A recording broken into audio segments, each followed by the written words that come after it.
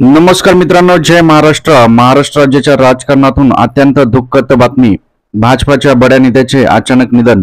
जाणून घेऊयात संपूर्ण अपडेट। भाजपच्या बड्या नेत्याचे अचानक निधन झालेले महाराष्ट्रात शोककळा पसरलेली आहे। बाबा देसाई यांना भावपूर्ण श्रद्धांजली। भाजपचे कोल्हापूरातील ज्येष्ठ आणि बडे नेते बाबा देसाई यांचे निधनाचे वृत्त दुःखद आहे।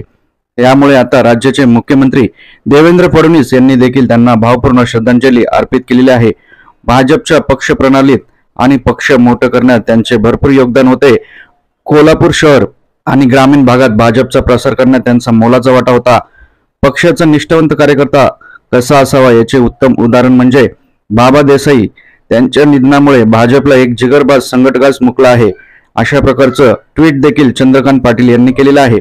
मित्रांनो, आपण देखील त्यांना भावपूर्ण श्रद्धांजली कमेंटमध्ये अर्पित करू शकता।